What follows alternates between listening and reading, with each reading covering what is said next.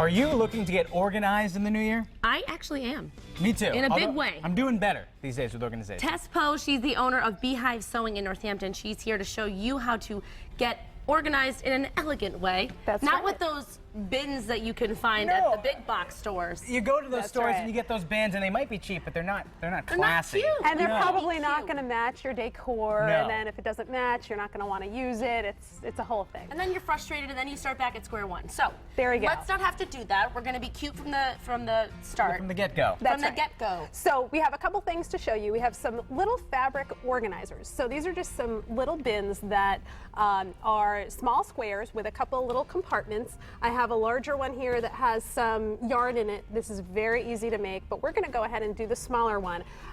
That we can also call fabrigami because it is sort of constructed the same way you would make an origami box, only we're doing it with a combination of fabric and interfacing. That strikes me as easier. Fabrigami. We'll find out. Let's see, yeah. I think we'll Put me into find the out. test. Let's try this. We do also have some mail organizers. If we have time, we'll talk about those and we'll show you how to make them. But I let's love go that. ahead with I love these. our little origami box. We have done a lot of projects here that have used interfacing, but we've never actually interfaced some fabric on air. So we're going to do that today. I'm going to show you what the pattern looks like for one of these little boxes. And what you'll notice is that the interfacing has a whole bunch of lines drawn on it. It's a little bit overstimulating, but what I've done here is marked out where the compartment is going to be and where the sides of the box are going to be. And we're going to cut out the rest of the boxes that we don't need so that we have a little bit of space so that we can fold the corners of the box up. And then we're going to talk a little bit about how to get this interfacing onto our fabric.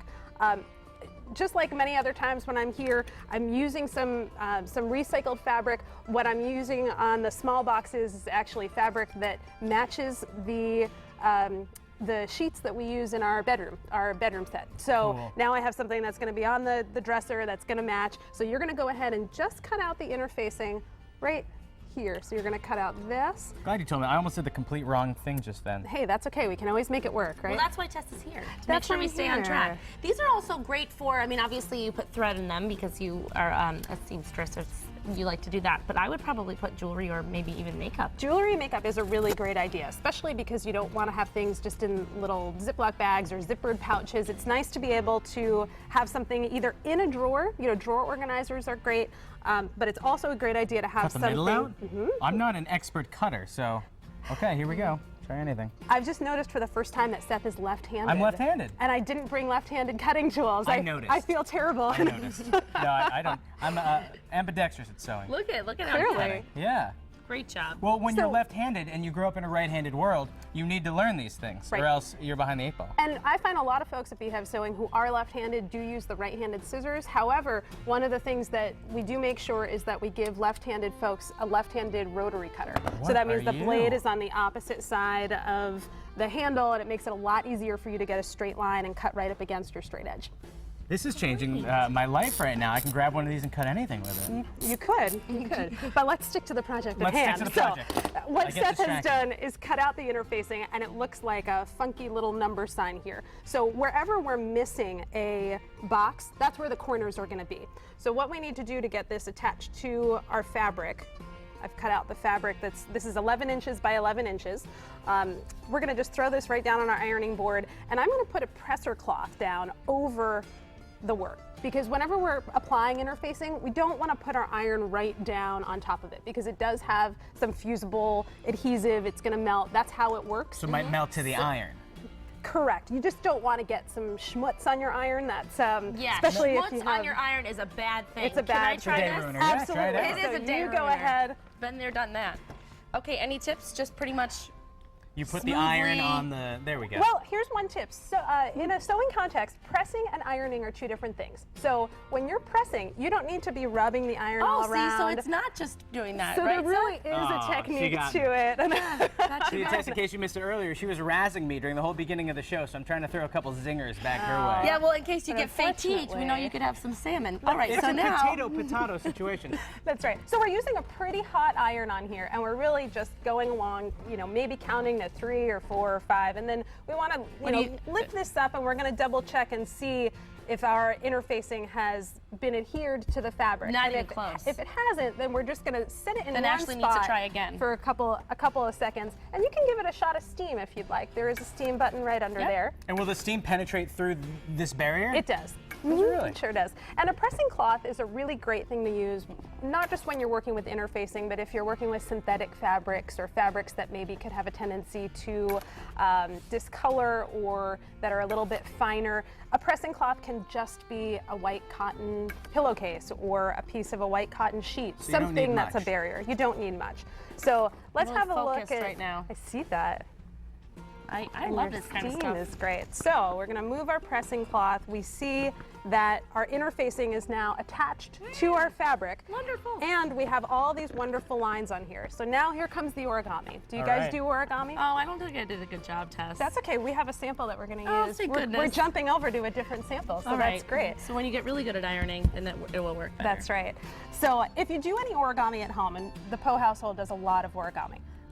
We do origami all the time. It's great fun. You learn a lot about how to make folds that pop up and folds that pop down. And we're going to go ahead, I'm going to take some of these clips off so you can see how this sample has the same kind of markings on it as the one that Ashley just interfaced. It's just a little Just bit tried bigger. to do. Okay. So what I'm going to do is use the lines on here to fold the sides of the boxes back where they need to be. And I've pre-creased this just to make it a little bit easier. And so I want to show you from the front what this looks like. So you'll see we have this long piece of fabric and it's got 3 different folds in it. Those folds are going to form the dividers in our box. So you can go ahead and develop your own pattern. I could tell you what the exact measurements are right now, but it's much more important that you kind of understand that you've got dividers, you've got the compartments, and then you need a little bit of fabric that's going to fold over on the back side. So now I'm going to flip our sample over, and you'll see on these lines, I'm going to show you where we're going to stitch. We're going to stitch right down the center of the dividers. Okay, the middle line of each one. Yep. Exactly, yep. And so what you'll notice here is that, and you can see this now that you see how the pattern is made, you can see that the compartments in this box are going to be about 4 inches square, 4.5 inches square. These Okay. are a little bit bigger. So now we're going to sew those. And then we'll see the origami magic. Are So you now going to Tess- do I'm gonna Steph step is on the doing pedal. the sewing? That's great. I'm stepping on a pedal. I'm not doing that much. The bin that we're Oh, making going speedy. right now is going to be just like this one here, but just a bigger. bit bigger. Okay. How's that? That was great. Now we have 2 more quick seams, and then we'll open that up, and you'll have a look at your Fabrigami box. Now, one thing, just like with origami in paper, you do want to be pretty conscientious about your measuring, your cutting, your folds.